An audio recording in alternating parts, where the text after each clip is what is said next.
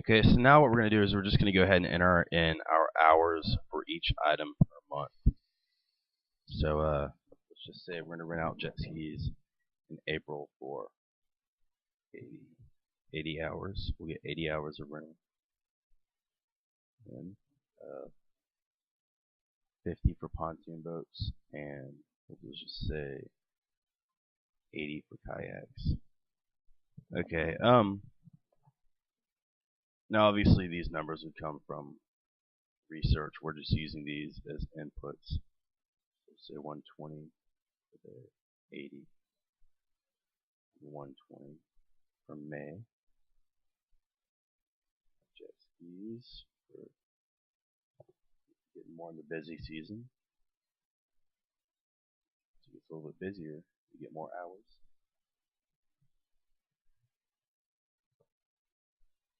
You can see I'm just using the arrows to move the get down, up and down, over different cells. So like right there, I just hit the down arrow.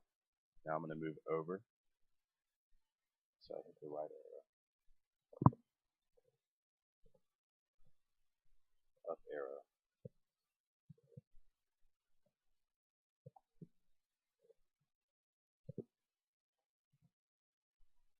And then I just continue to fill in all the numbers, all my inputs.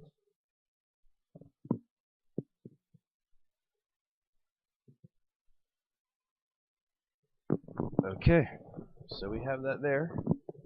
We know our hours, but obviously in order to get our revenues and our total, we need to know how many hours what we're actually renting these items out per hour. So I will copy these: jet ski, pontoon boat, and kayak, and I'm going to place those down here.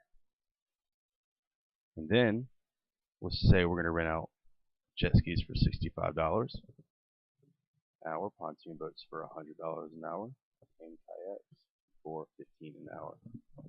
Okay, and again, we're going to want to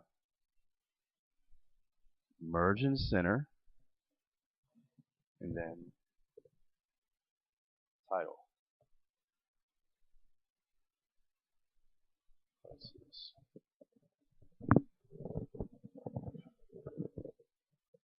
And there. Okay. Okay, so now let's go ahead and pretty this thing up a little bit.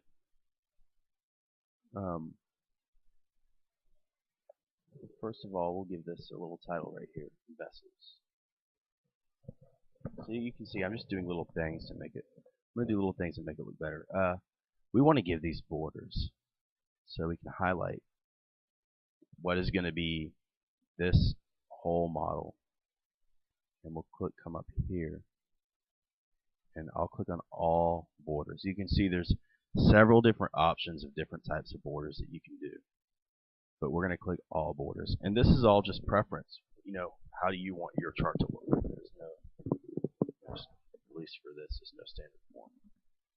Okay, and then you can see here we have vessels, monthly revenues.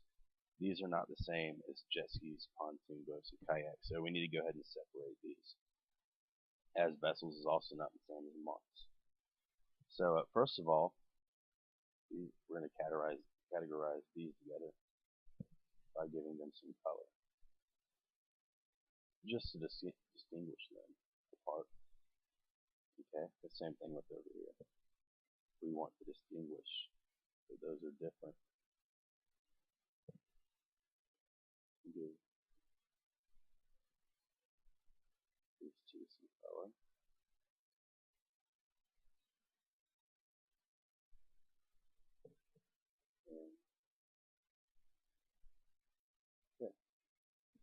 And see how it just makes everything just easier to read and more understandable. And that way you don't get different things mixed up. You can see that we have 3 items. Before we had 4, or we had 5 different items in these columns in these cells, but they weren't distinguished by color. Okay, and then we'll do the same thing down here.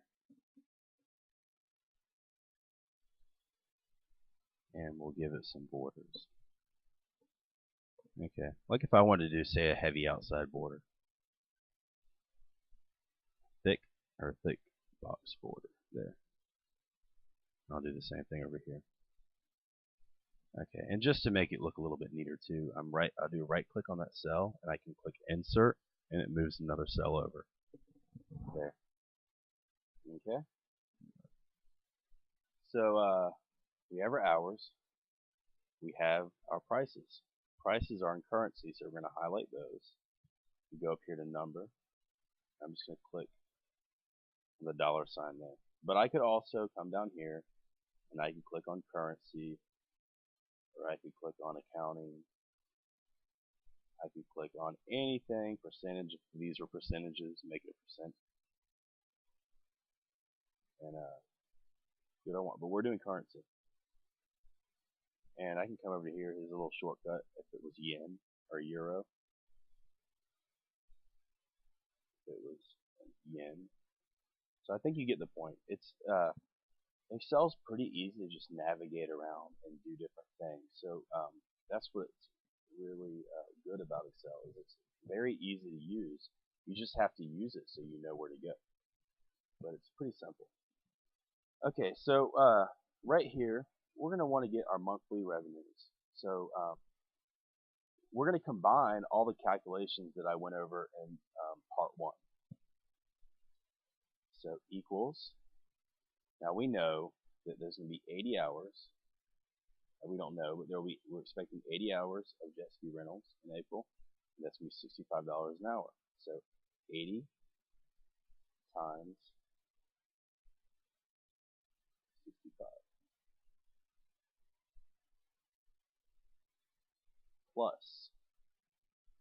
I'm just doing parentheses to separate each one. 50 times 100 plus 80 times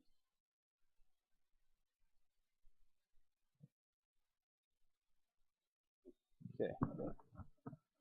So we're expecting $11,400 of revenues in April. Now, say I were to want to drag this over, I would actually have a problem. You see? Look at that. Why am I not earning any revenues? Earlier I showed you that you could drag the formulas over. The reason why is because the prices right here, are not carrying over. So what we need to do is we need to lock these cells in the formula.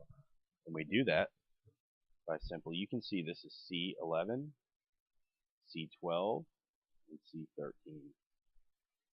So we want to come in this formula here, and the way we lock these is we put a dollar symbol because we want to lock the column, and before the number we want to lock the row. We lock the column and the row. And the same thing for C13. These are all the prices because that's one input box. We are referring to those numbers no matter those cells no matter what, and enter. Now I should be able to drag these all the way over and add numbers, which we do. And then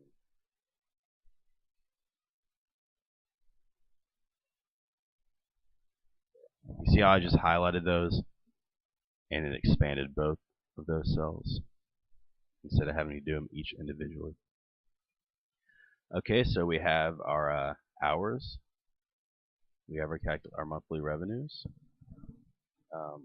Getting a little bit big.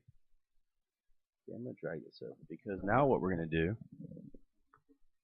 is we can combine more of those functions.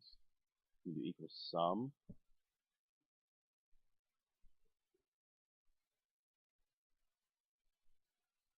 of all the jet ski hours times, you see the star there, price per hour for jet skis. There. Now we can drag these down because these are relative. We don't have to lock them in.